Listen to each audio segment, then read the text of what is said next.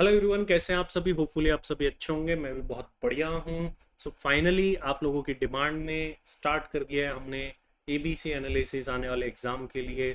Inter and final के सारे subject के लिए आने वाला है एबीसी एनालिसिस, तो रेडी रहिए।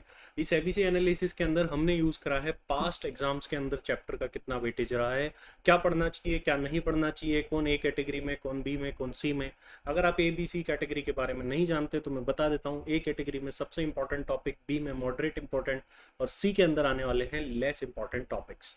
इससे पहले कि मैं इस एबीसी एनालिसिस में आगे बढ़ूँ, जैसा कि आप स्क्रीन पर देख रहे होंगे, रिसेंटली ज्ञान सागर क्लासेस को एक लीडिंग न्यूज़पेपर ने जो है फीचर किया है। डेली गार्जियन एक लीडिंग न्यूज़पेपर है इंडिया का, तो उन्होंने भी हमारे एफर्ट्स को रिकॉग्नाइज करा। ये सब आप लोगों के सपोर्ट की वजह से हो पाया है। तो इसी तरीके से सपोर्ट करते रहिए हम लोगों को, और इसी तरीके से हम आप लोगों के लिए हाजिर रहेंगे, और जो भी हमारी सर्विसेज होंगी वो प्रोवाइड आपके लिए बेटर तरीके से करवाते रहेंगे। इससे पहले कि मैं एबीसी एनालिसिस में आगे बढ़ूँ, ये जो आप स्क्रीन पर देख रहे हैं क्या ज़्यादा इंपॉर्टेंट क्या कम इंपॉर्टेंट, तो मैं आपको एक बहुत ही इंपॉर्टेंट इन्फॉर्मेशन देना चाहूँगा। ये एक प्रमोशनल भी है इसी के साथ साथ में, कि अगर आपको फाउंडेशन इंटर फाइनल लेवल की कोई भी क्लासेस यदि चाहिए तो आप जा सकते हैं cmacart.com पर, और इसी में एक बहुत इंपॉर्टेंट फेज़ और चीज़ चालू होने वाली है, दैट इज़ टेस्ट सीरीज। तो जैसे ही आप cmacart.com पर जाएंगे ये ऑप्शन दिखेंगे। अब टेस्ट सीरीज पर क्लिक करेंगे तो ये देखिए टेस्ट सीरीज आप लोगों के सामने ओपन हो जाती है। अब जैसे मान लीजिए मुझे सीएमए इंटर बोर्ड ग्रुप की टेस्ट सीरीज देनी है, तो मैं सीएमए इंटर बोर्ड ग्रुप पर क्लिक करूंगा। जैसे ही मैं सीएमए इंटर बोर्ड ग्रुप पर क्लिक करूंगा, ये ग्रुप 1 खोला है मैंने, तो ये मेरे सामने शेड्यूल आ गया। देखिए इसमें बहुत सारे पार्ट टेस्ट है, डेट वाइज यहाँ पर दे रखे हैं, और फुल टेस्ट भी 2 टाइम हो रहे हैं, और ये सारे आंसर आपको चेक होकर के मिलते हैं, और आंसर की भी मिलती है। अगर आप ये इतने सारे टेस्ट सीरियसली दे देते हैं तो आपको बहुत हद तक है कि आप पास कर पाएंगे एग्जाम्स को।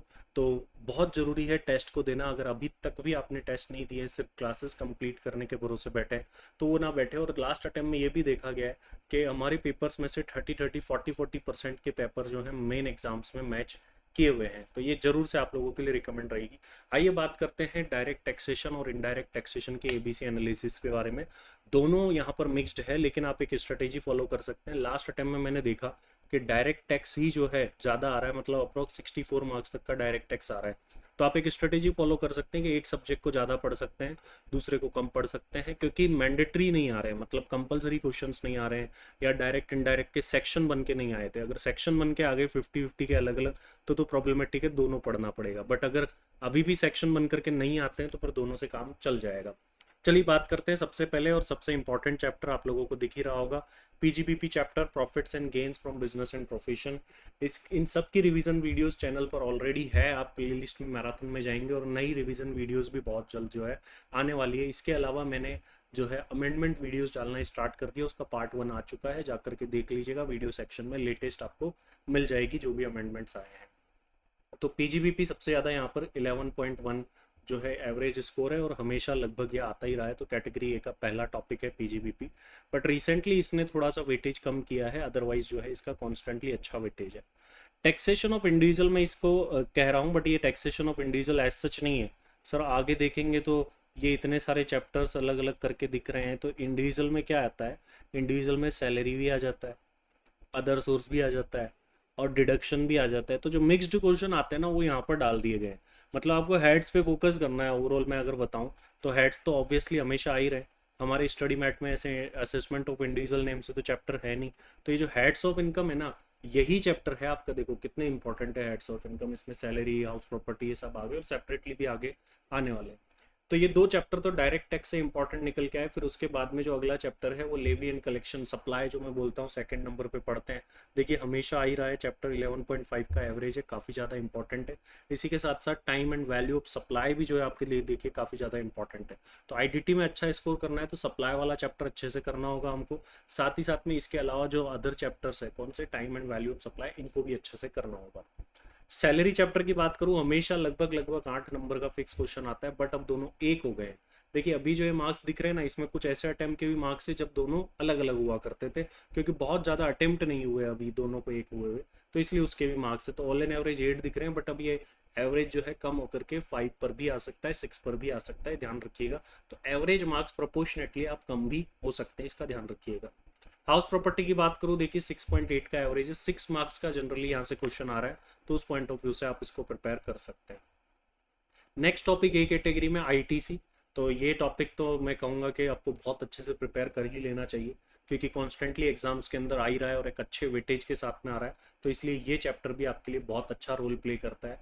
9 का अप्रॉक्सीमेटली एवरेज है, तो बहुत अच्छा एवरेज मैं इसको बोलूँगा। तो एक बहुत अच्छा टॉपिक होने वाला है और आपको अच्छे से एग्जाम में इसको कर लेना होगा।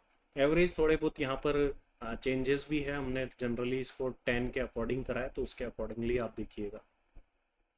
83 मार्क्स का जो है valuation rules competition of accessible values of duties, इसको मैं अगर बोलूँ तो वैल्यू ऑफ सप्लाई बोल सकता हूँ प्लस कस्टम बोल सकता हूँ। बट मैं आपको ये तो क्या है, सामने दिख रहे हैं, ये अब ऐसे नहीं आते हैं, क्योंकि इसमें पुराने अटेम्प्ट भी है जब दोनों अलग अलग हुआ करते थे। आज के टाइम पे मैं अगर आपको कस्टम्स बताऊं तो आप इससे कंफ्यूज मत होना। अच्छा, आपको ये पीडीएफ चाहिए तो कहाँ मिलेगी? सीएमए कार्ड ऐप के ऊपर चले जाइएगा, वहाँ पर आपको एबीसी एनालिसिस के नाम से फोल्डर मिलेगा स्टडी मटेरियल सेक्शन में। जैसे ही ऐप डाउनलोड करके साइन अप करेंगे, आपको लेफ्ट साइड में एक ऑप्शंस का मेन्यू मिलेगा, वहाँ पर फ्री स्टडी मटेरियल में आपको ये सारी चीज़ें मिल जाएगी। अच्छा, कस्टम्स जो है आप 5 मार्क्स का ही आ रहा है, तो अकॉर्डिंगली आपको प्रिपेयर करना है, कस्टम से रिलेटेड है, इसको इग्नोर करते हुए आपको 5 मार्क्स के अकॉर्डिंग प्रिपेयर करना है। रजिस्ट्रेशन भी जो है 4 to 6 मार्क्स का टॉपिक आने वाला है, तो 4 to 6 मार्क्स के अकॉर्डिंग आपको इसको प्रिपेयर करना होगा। टैक्स इनवॉइस या ई वे बिल आपको इसको 3 to 4 मार्क्स के पॉइंट ऑफ व्यू से प्रिपेयर करना है। सर यहाँ तो ज़्यादा लिखे हैं, यहाँ एवरेज है, पास्ट अटेम्प्ट्स का है, जो डेटा एक्चुअल में अवेलेबल है उससे लिया गया है, बट मैं एनालिसिस कर रहा हूँ, मैं आपको बता रहा हूँ, इसीलिए कि अब जो है चैप्टर्स अलग हो गए, तो अकॉर्डिंगली आपको इनको देख करके करना होगा। तो अगर आप कैटेगरी ए कर लेते हैं, इसमें D T I D T दोनों मिला करके देखो, टोटल 11 चैप्टर्स यहाँ पर बताए गए। अगर ये 11 चैप्टर्स अगर आप कर लेते हैं, तो 11 चैप्टर के अंदर ही आप 80 मार्क्स तक का पेपर अटेम्प्ट कर सकते हैं दोनों मिला करके।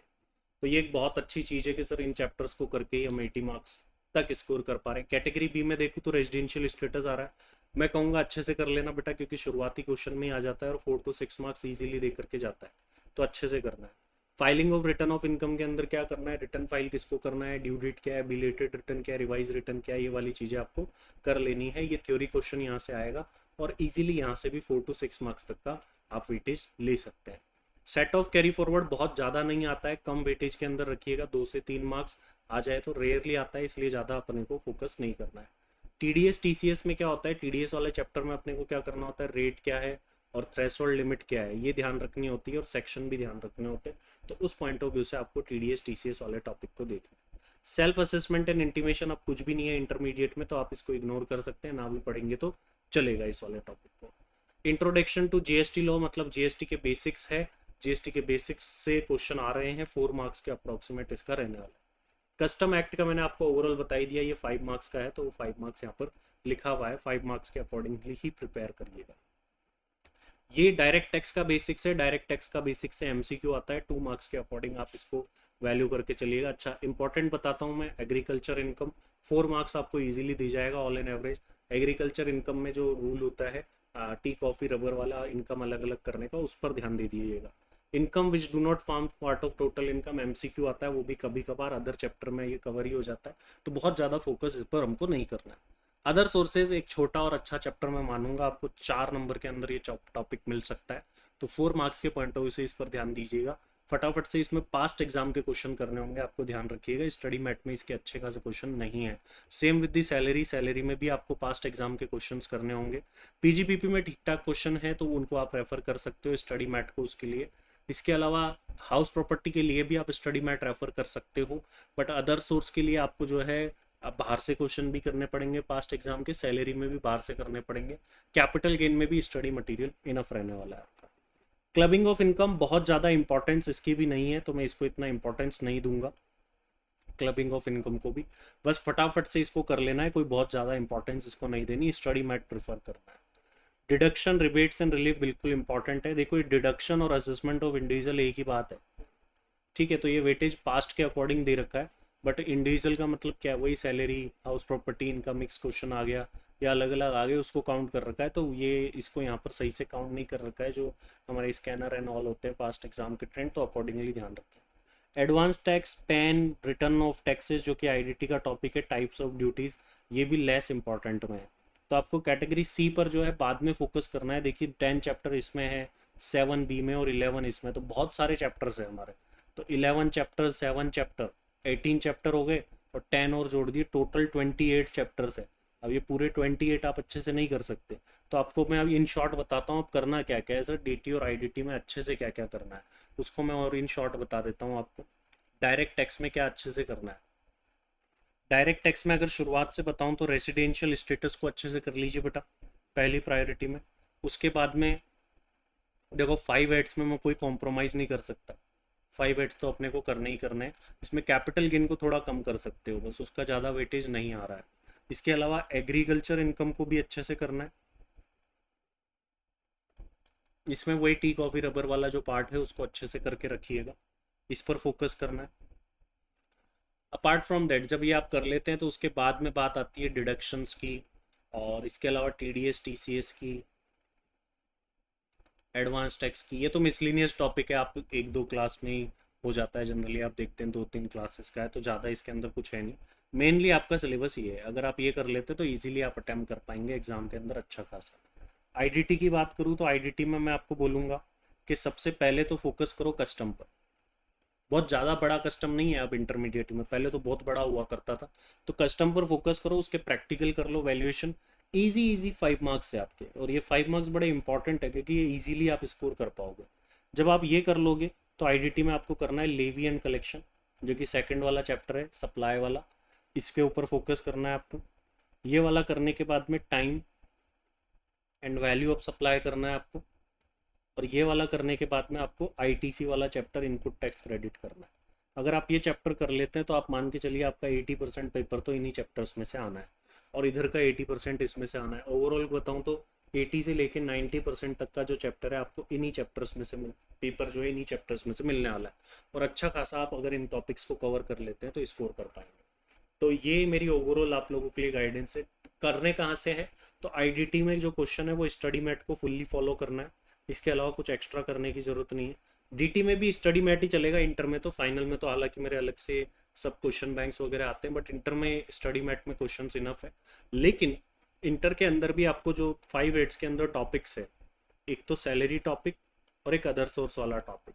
तो सैलरी में तो पास्ट एग्जाम भी रेफर कर लेना, अदर सोर्स में मैंने अपनी जो बुक आती है उसी के अंदर डाले हुए हैं, आप लोग जो क्लास वाले स्टूडेंट हैं उनको पता है वो वाले क्वेश्चन कर लेने।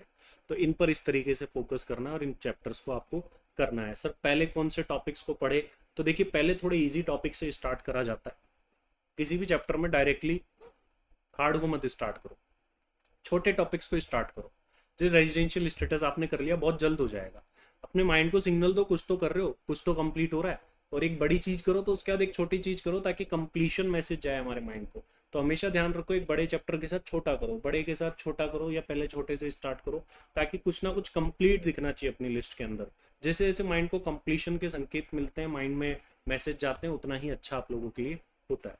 तो होपफुली आप इस एग्जाम के अंदर अच्छा स्कोर करें। Thank you very much, all the very best.